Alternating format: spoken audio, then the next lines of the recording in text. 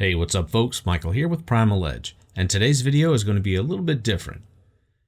With everything going on in the world, and to be clear, it's the end of March 2020, and unless you've been living under a rock the past 6 months, you've no doubt heard about the global situation that everyone's been dealing with.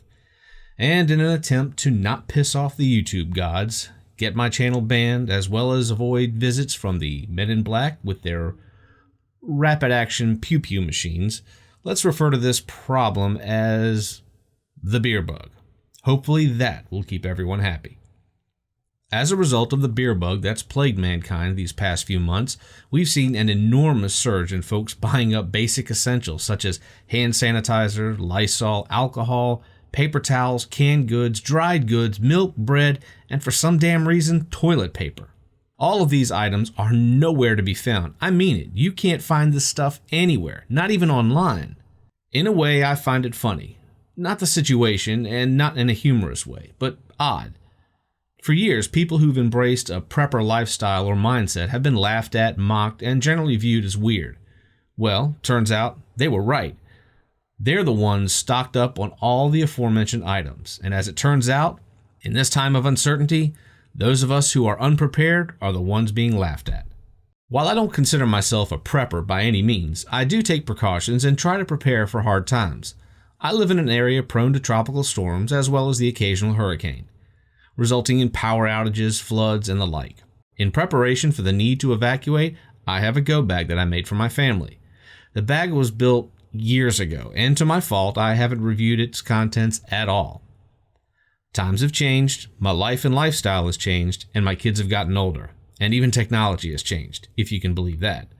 So, I've decided now is the time to revisit my bug out bag. Find out what stays, what goes, and what needs to be upgraded. Keep in mind, everyone's priorities are different. What I have in my bag may not be what you need in yours. Everyone should build a bag that's not only unique for them, but also for their situation and environment. A single individual living on their own with no kids will have a completely different set of needs than someone with a family of 5.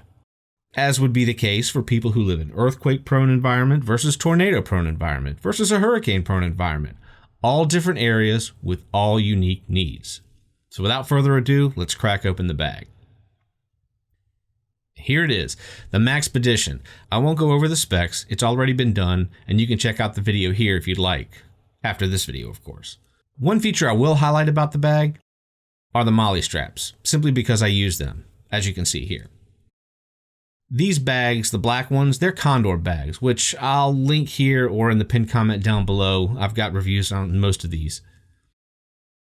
Real quick, before I get into this, if you like this content, please don't forget to like the video and maybe even consider subscribing as well. Thanks.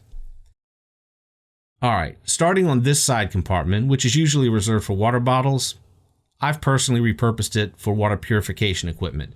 The water bottles I carry are way too big to fit in here. I've got a water filtration straw as well as coffee filters, which you can use as a pre-filter if the water's extra nasty. I keep double cased in this old pill bottle water purification tablets. Redundancy is a theme in my kit, you'll soon discover. Here's a Cliff Bar that I'm even afraid to try and date, and this thing is going straight in the garbage. I do recommend keeping power bars and the like in a bug out bag, as long as you don't do like I do and forget to refresh them every so often. So as for the water kit, I think everything here is going to stay. Alright, in this compartment I've got some potential quick need items.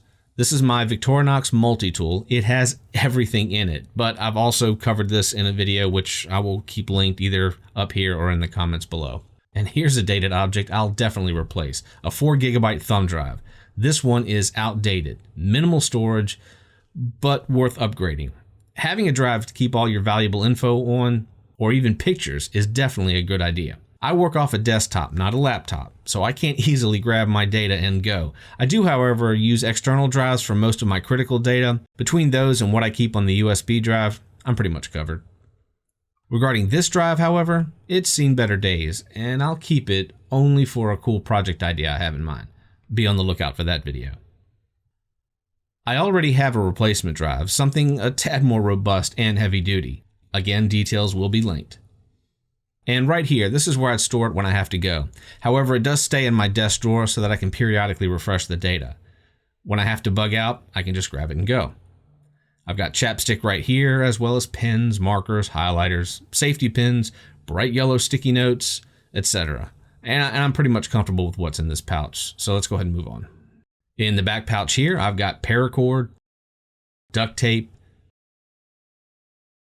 a knife, and with still plenty of room for my sidearm and its accessories. Nothing here is wasteful, and in my opinion, worth keeping it all. On this side right here, I've got a flashlight, rubber gloves, which may seem silly, but at this point in time, you cannot find these anywhere. Even hospitals don't have enough of these on hand. Here are some backup batteries, which look to be old and maybe leaking, so they'll need to get disposed of, responsibly of course. And that's pretty much it for this pouch. Looking at the flashlight, it won't turn on, so let's check the batteries. They look like they've started leaking, and given how cheap this flashlight was, I'd say it's best to dispose and replace. You can even see here the rubber is deteriorating on the on and off switch. Yet still more proof as to why you need to stay on top of your kit. Again, as old as this flashlight is, and for how far the technology has come, I'm better off replacing it. Father's Day is right around the corner, so hint hint kids. Next to this is yet another pocket, and you guessed it, a redundant flashlight. This one, it seems, is working great. I'll freshen the batteries, and until I can replace the other one, I'll move it over to this main compartment here. The admin pouch on the flap of this bag has just a few items in it. A packet of hot hands, which comes in handy on those cold nights, and oh yes, Clorox wipes, an even hotter commodity than toilet paper. Believe it or not, this type of stuff was selling for $20, $30, $40 and more online, simply because you can't find it during this current beer bug apocalypse we're going through. I'd keep it for sure, what I have here, and possibly add more, as well as, believe it or not, butt wipes, and even more Purell. Yes, folks, I said butt wipes. Grow up. Now let's get to the meat and potatoes of this bag. Oh, God, I miss my coffee. I gave up coffee for Lent, so I can only have it on Sundays, so I'm thoroughly enjoying it today. Shout out to my Catholic friends out there. I'm big on pouches if you can't tell. I prefer to compartmentalize everything rather than just dump a ton of loose stuff in the bag. This is another Condor bag with some more paracord on the outside and this little pill bottle clipped here.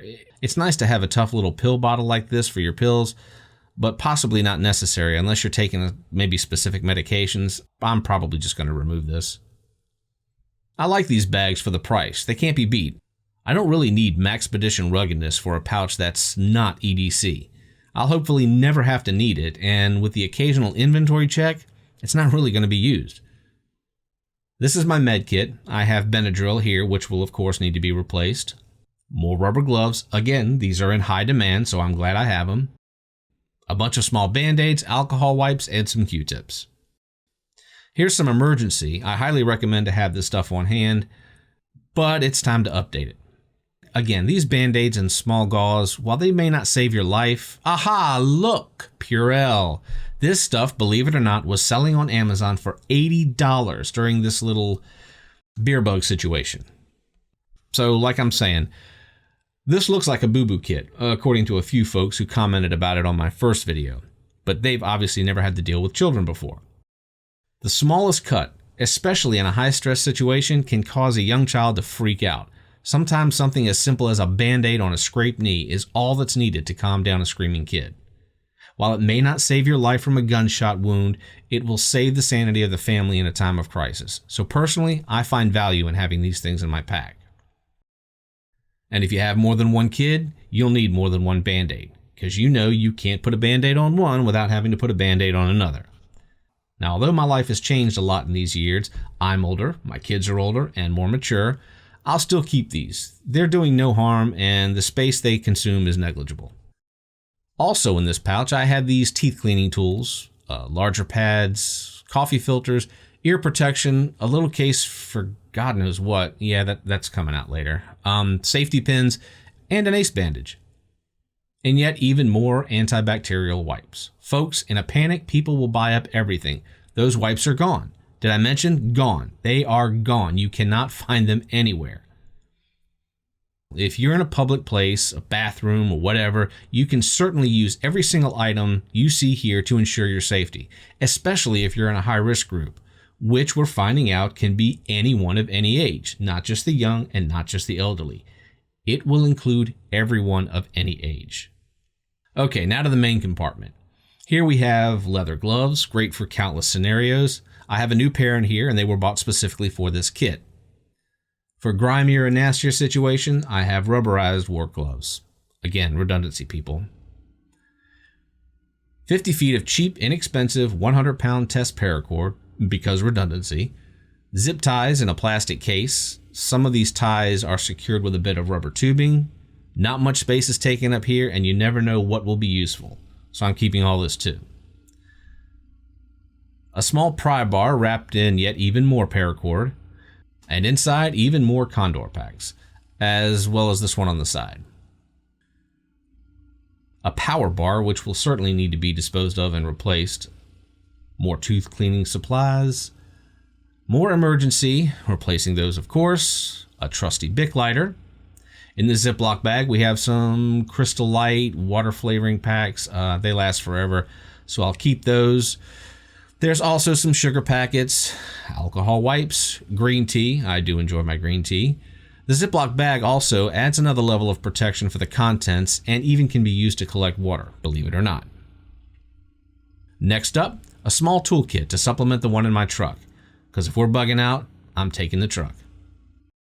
It's got a razor knife, a small multi-tool, fingernail, toenail clippers. I know it seems silly, all these hygiene-related things, but doing common tasks, normal tasks, can actually provide a sense of calm, and I like to keep this stuff around, if for no other reason than that. Here's a screwdriver with some extra bits, an even larger multi-tool. This bag has a huge carabiner on it, and while you may not use it to climb Mount Everest, it's got plenty of uses, and I like to have it with me. I think I reviewed this pack. If so, I'll link it here.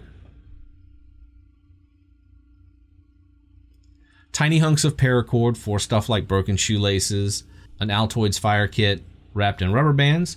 This tin has charred material, wood shavings, cotton cloth, a Bic lighter, as well as some other stuff. And here in the rest of the fire kit is most of the basics. Cotton cordage, great for holding an ember. Toilet paper tubes stuffed with cotton for use in starting fires. And I should probably put this in a Ziploc bag, huh? Yeah, let's go ahead and upgrade that. A candle in a bag. Steel wool. Simply add a spark from a 9-volt battery or even your car battery. Boom, you got fire. An emery stick to be used with some Strike Anywhere matches that I've got over here. The matches themselves, as well as a striking pad, all nice and neat in this little pill bottle, keeping them watertight. Some natural as well as man-made fat wood to help get that fire started. And last but not least, the most essential piece of kit in this bag. Halloween makeup. I have no idea where this came from. Probably one of my kids. This has definitely got to go. Alright folks, that's it. Everything in my bug out bag sitting ready for me right in my closet just in case. And again, I can't stress enough the importance of going through your kit on a regular basis. My failure to do so here should definitely prove that. Set a routine, maybe every 6 months, daylight savings time, jump forward, fall back, all that kind of thing. Maybe check your bag when you test your smoke alarms. You do have smoke alarms, right? Sure you do. Anyway, it took 15 minutes max, and that's with narration. And we can all find 15 minutes every 6 months to be sure we and our loved ones are ready in case what we're dealing with now, or worse, happens again. Okay, I've gone on long enough. Folks, thanks for joining me today. I really appreciate it. I hope you all stay safe and healthy. And I'll see you soon.